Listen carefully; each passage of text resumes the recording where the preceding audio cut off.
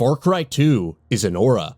Its gargantuan 50-kilometer wide open world, encompassing verdant savannah and humid jungle, presents itself as an intoxicating haze, a realm unfazed by colonialism, a death trap, a hostile land unto itself, in which your silent mercenary protagonist roams, descending into madness, killing, and death. The game's premise is signposted.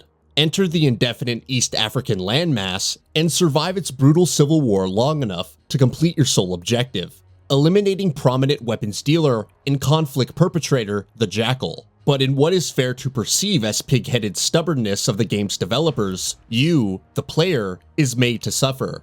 In fact, player struggle is front and center of the Far Cry 2 experience. Early on, you're stricken with malaria. Scavenged weapons routinely malfunction mid-gunfight. The long and winding roads from point A to point B are littered with dangerous militia. Everything is made to be hard work. Everyone wants to kill you. This gameplay loop was somewhat of a risk for the developer. The literal and figurative roadblocks designed to repeatedly hamper progress ran the very real risk of player over frustration. The developer didn't have a base of comparison to fall to with which to base Far Cry 2's difficulty on. So, high-stakes play with permanent consequences that punish mistakes was somewhat innovative in 2008. At Far Cry 2's beginning, you'll choose your mercenary. Your choice is rudimentary, of course, for your character remains mute throughout, their stats and capabilities the same.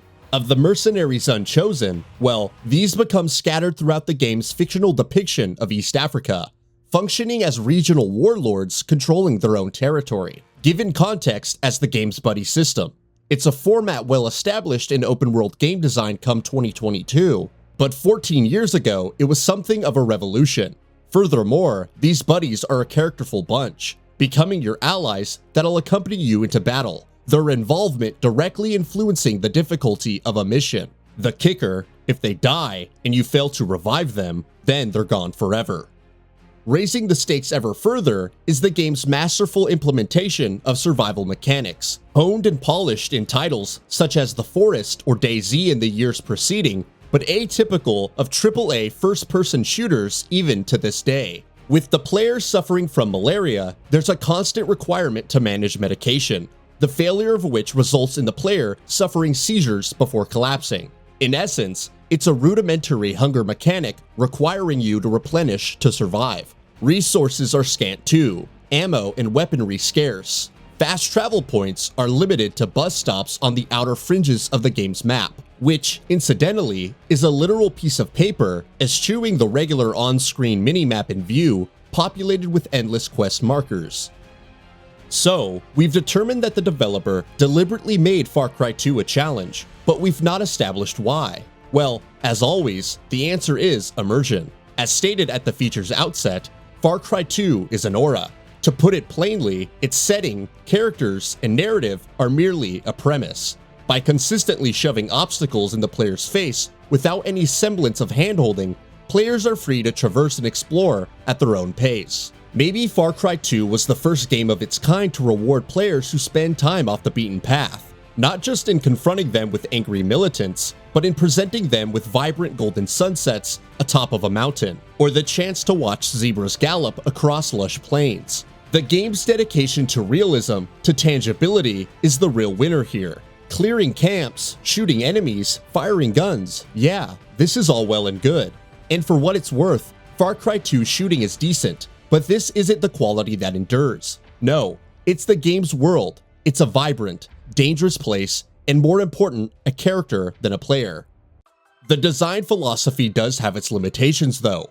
For instance, the enemies stationed at the aforementioned bandit outpost will respawn after cleared. On one hand, this is annoying, as it makes spending the time shooting these enemies down kind of redundant. But the reality is, if all enemies were permanently cleared, then chances are the vast map will become barren. As Pierre Revesse states when speaking of Far Cry 2's development, we realize you could empty the whole game world and have nothing else to do. The jury's out on whether emptying the game world is good or not, considering it's such a massive area anyway. Far Cry 6 portioned the game world out to avoid the pitfalls of quickly respawned areas, but in doing this, they've abandoned the dynamic story architecture prevalent in Far Cry 2. Dynamic story architecture, by the way, is a phrase coined by Chief Far Cry 2 writer Patrick Redding to describe the game's uniquely structured story, one that focuses on narrative elements that emerge from player action. The game's narrative delivery was so complex, in fact, that the developer had to hire a dedicated narrative designer, something which they hadn't done before. There are barely any NPCs besides the buddies, few cutscenes, and the chance to fail objectives without derailing the story. In short, Far Cry 2's story is ambitious, and as opinion-loaded as this next comment is, Far Cry 2 largely succeeds from a narrative point of view. This is aided by the strength of the game's antagonist, arms dealer, the Jackal. Throughout the game, we're churning through objectives as the silent mercenary, overarching objective being to assassinate the Jackal despite doing everything. But truly beneath the surface, our motives are clouded. They seem, perhaps, almost aimless. We're told to complete this mission, we don't question it, we just act. The Jackal's character, meanwhile, unspools as we progress. They're revealed as jaded, wary, and guilt-ridden by the casualties of war. Casualties of their making, of course. Their attempts at rectification are admirable, even though they leave it to you to wipe out both figureheads of the two warring factions. The point here is that the game's shifting perspectives and morality perfectly illustrates the duality of man, the gray area propelling motive. Far Cry 2 game director Clint Hawking cites Joseph Conrad's Heart of Darkness novella as primary inspiration for Far Cry 2's structure and sentiment. Heart of Darkness is widely regarded as a critique of European colonialism in Africa, ideas partially explored in Far Cry 2. In reality though, the novella's version of the Jackal, the mysterious ivory trader Kurtz, is a legend lost to the jungle, a literal highlight of how ambiguous the nature of people is when fighting for survival. In Far Cry 2, the Jackal is doing what he needs to do to survive. He's lost in the malaise. Meanwhile, you are supposed to be questioning your bloodlust. Are you doing what you need to do to survive? Is there any sensible motive behind your actions? Or is the world turning and you're just a willing participant? Far Cry 2 is one hell of a game because it subverts expectations. It laid a blueprint for future FPS titles. The game's stubbornness to challenge should be heralded.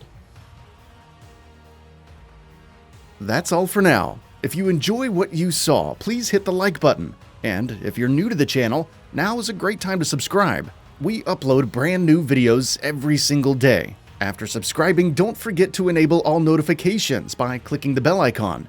Thanks for watching this video, and we'll see you next time, right here on GamingBolt.